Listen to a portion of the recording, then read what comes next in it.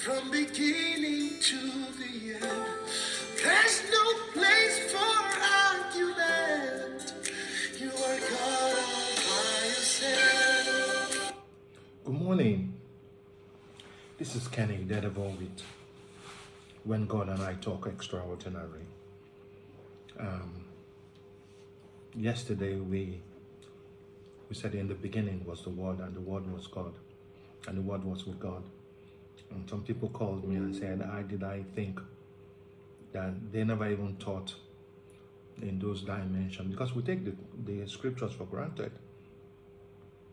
This morning we're going to be talking when God is silent. It's often a season of preparation, not abandonment, signifying that He's working on the individual to build faith, character, and maturity.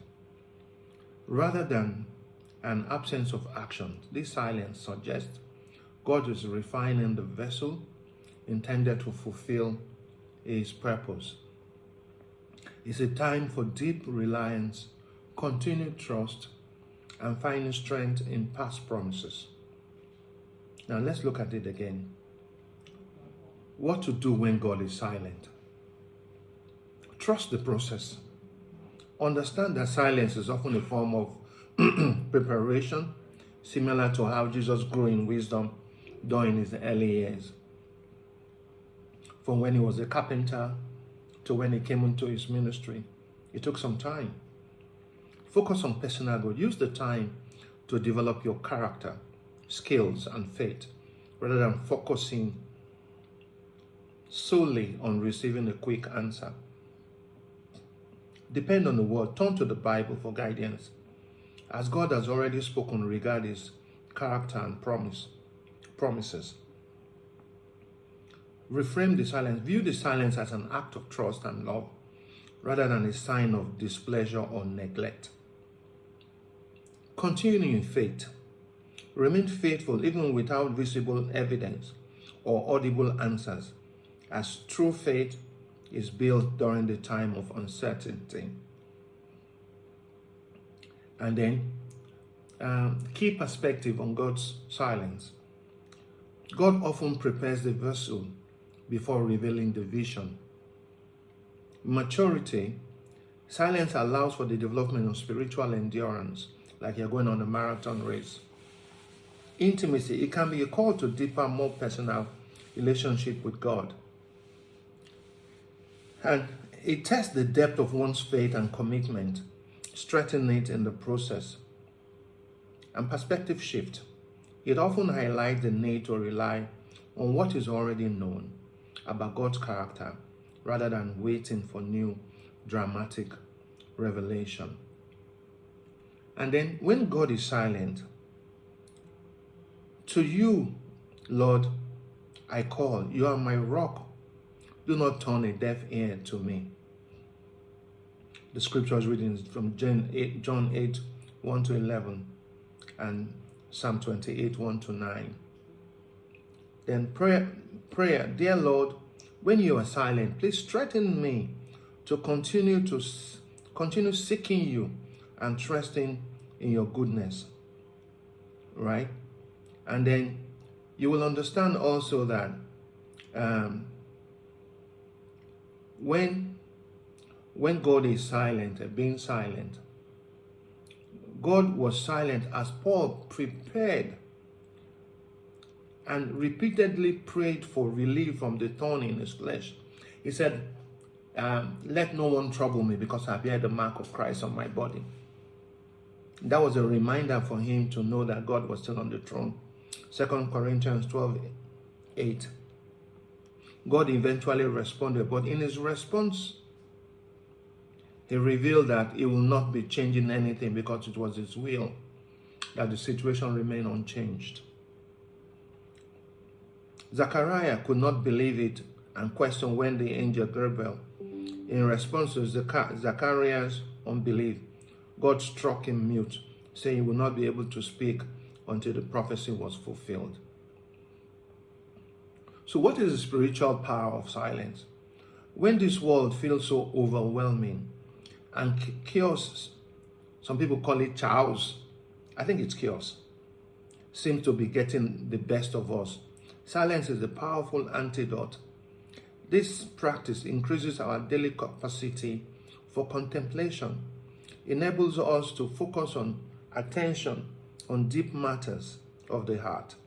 It is where we can commune with things rather than the cacophony all around us. Now, the power of silence, when used wisely, it's a strong tool that may bring many advantages. It helps to improve communication, increase listening and observational abilities, foster self-awareness and mindfulness. It helps create an air of mystery and promote deliberate decision making. You find a couple when they are quarreling and the woman is quiet, the man will be asking, what I do now? What they do you? You don't catch the person attention. So when God is silent, we go to God every day saying, Lord, have mercy. Have I strayed? What have I done? Lord, I seek your face daily. We start to commune. And then there are 7 types of silence. The unthinkable. The unthinkable, so you can't even think why you're that way. The unspeakable and or the unsayable. The unspeakable and or the unsayable silence. You don't know what, you're just silent, you're the look. The ineffable. When I check Google, when I find the dictionary, I know go spoon feed on her. The inarticulate or the inarticulable, the unnoticeable, the unknowable, and the unconscientized silence. Particularly in our day-to-day relationship with each other. There are times, there are time and seasons for everything in the world. When you're quiet, when you're loud, and they say, by the groaning of our spirit, we say, Abba, Father. When you groan and you don't know what to talk about, and you say, your Father knows what you groaned about. The omnipotent, omniscience, omnigbogbo, omni everything. So before you think it, he knows. As a man thinketh, so is he. So God knows what we think about. The silence of God does not mean he has forsaken us. Sometimes when you sing this song, oh Lord my God, when I'm in awesome wonder, considering the works of thy hands, and we are the works of his hands. I hear the sound, I hear the, what? Thunder. You see, the songs, the hymns, not the when we do, the hymns speak volume. Pay attention. When God wants to speak to you and you're not listening, he will be silent. All these things we talk about here, sometimes I have no clue of what I'm going to talk about. This morning at 2 o'clock, I was going to wee, and I heard when God is silent. So I checked it out. The other day we said in the beginning, it was about 2:30, particularly when I go to the loo.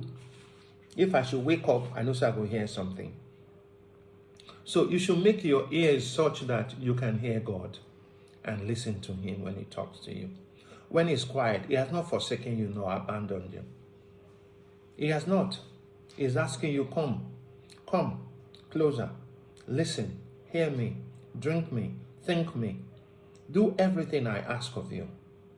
So it's been Kenny Idedevbo on When God and I Talk. Extraordinary. I hope I made some sense to you this morning. Thank you.